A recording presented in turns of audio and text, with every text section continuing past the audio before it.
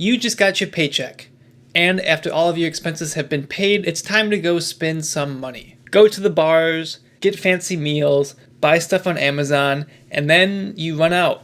And then next week or 2 weeks later, you will get some more money again to repeat this process all over again. Instead of living like this, paycheck to paycheck, what steps can you do to start building long-term wealth while still having fun with the money that you do have? Well, there are 5 steps that you can do as soon as that paycheck enters your bank account. And I kind of compiled these steps in order on what you can do first when that paycheck enters your account versus what you should save off till the end. And it takes consistency and discipline to stop living paycheck to paycheck, because even people that make over 6 figures a year might still be in the position on living paycheck to paycheck. And one thing that you can do is to start making a budget and make it really easy to stick with it. And the budget you can try is the 50-30-20 split with after-tax income. So 50% of that goes to necessities like home payments, car payments, that sort of thing. And that 30% goes to actually things that you want, like vacations and like impulse purchases. And 20% will go to long-term savings. So the first thing that you can set up before your paycheck even hits your bank account is to contribute to a 401k. And a 401k is a company-sponsored retirement account where you can put money into this account while at the same time having your employer match a certain portion of your contributions into that account. So let's say you make $50,000 a year, your employer could actually match you up to 100% of your contributions up until 5% of that income. So when you do put in $2,500 into your 401k, which would be that 5%, your employer would actually fully match that with the additional $2,500 into that account. Meaning for that year, with your contributions and your employer contributions, you would have $5,000 in your 401k. Now, another thing to point out with 401k is that this money is actually pre-tax. So before this money even gets taxed, you're able to put that into that 401k and start earning money. The only time a 401k is taxed is when you pull this money out, generally at retirement. Now, unlike most traditional investment accounts, a 401k is pretty limited on what you can invest in, and this is mostly geared to just stock and bond mutual funds. And having a 401k is great to set up because you are focused on your future self and you're technically getting free money from your employer by that matching. So the next step that you can do once you get your paycheck is to start paying off high interest debt. Now this is a big one because lots of people have personal loan, credit card debt, student loan debt, and this could be really impacting their lives. And more specifically, high interest debt could pose an additional problem because the higher interest rate that is on that debt, the longer it's going to take for you to start paying that off. And everybody says how compound interest is your friend. Well, compound interest can work both ways because if you wait long to pay off that debt, that interest could keep accruing over and over again, leading you with a really big debt snowball that could be hard to get out of. And debt could affect so many areas of your life and other financial goals that you may have. So it's important to start chipping away at this debt quickly, even if that means making some sacrifices in the short term, because your future self will definitely thank you if you're able to get this debt cleared up. So the third thing that you can do is to start setting up an emergency fund. Now, emergency funds are accounts that lots of people actually overlook, but when the time comes, people wish that they would have had these accounts sooner. And emergency funds are cash reserves specifically set aside for any unplanned expenses.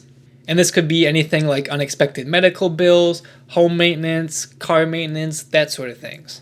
And if these unexpected events do happen, you don't want to take out debt to help pay for these, so having specific cash set aside for these unexpected events is a really great thing to have. And the sad thing is, more than 1 in 5 Americans don't even have any emergency savings set up. So in the event of some unexpected thing coming up, it might be really hard for them to pay that off.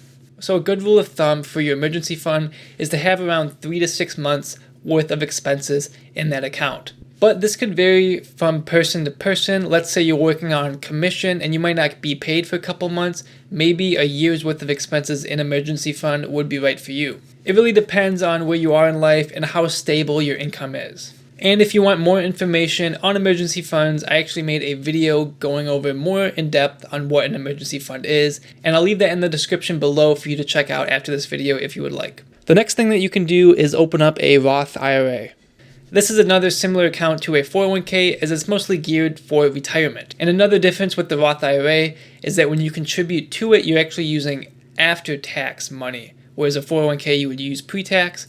But the good thing is at the end, when you do pull that money out at retirement, that gains that you made from those investments will actually be tax-free. And for Roth IRAs for this current year, you can contribute $6,500 if you are under 50, and you're actually able to invest more if you're over 50, kind of like a catch-up before retirement, and that is at $7,500.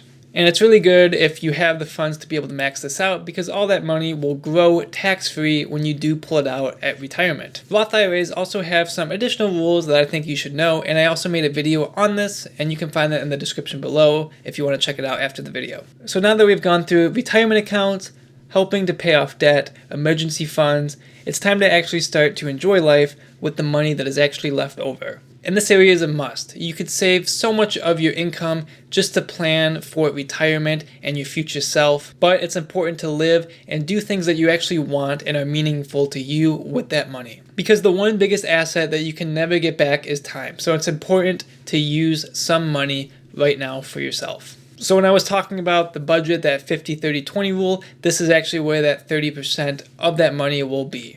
And the thing to point out when you do spend money is studies have shown that people are more happy when they actually spend money on experiences versus just materialistic items. Now, with that 30% of that money, instead of just leaving it in a bank account, you could actually put that into a high yield savings account and earn a little bit more interest than you would if you just left it in a regular bank account. Now, I do talk about high yield savings accounts a lot on this channel, but it's a big thing that most people don't even have still, and it's so much better than just leaving it in a regular bank. And bank accounts only have around a 0.59% APY right now, where high yield savings accounts roughly have around 4 to 6%. So it's a good account to have just because it allows you to gain a little bit more interest so you can use it on things that you enjoy. And lots of accounts like these actually have spending buckets, almost like mini bank accounts where you can see exactly where that money is going. So for instance, you could have a mini account set up just for your travel expenses, another one for your impulse purchases on Amazon, or going to that new house. And having these buckets makes it really easy to see where that money is actually set up, so you don't double dip and take out money from other areas. And if you want to look at high yield savings accounts more closely, I also made a video on this going over 7 good ones that are out there, and I'll leave that below in the description as well. So those are some things that you can do after you get your paycheck. If you find it really hard to save, remember it takes consistency and discipline to start building up wealth and start saving. So even if you contribute a couple dollars to any of these accounts, it's still better than nothing. Because over time, with compound interest taking effect, that money can grow rapidly and be really rewarding when you do retire. Thank you very much for watching. I hope you were able to get something out of this video, and I will see you in the next one.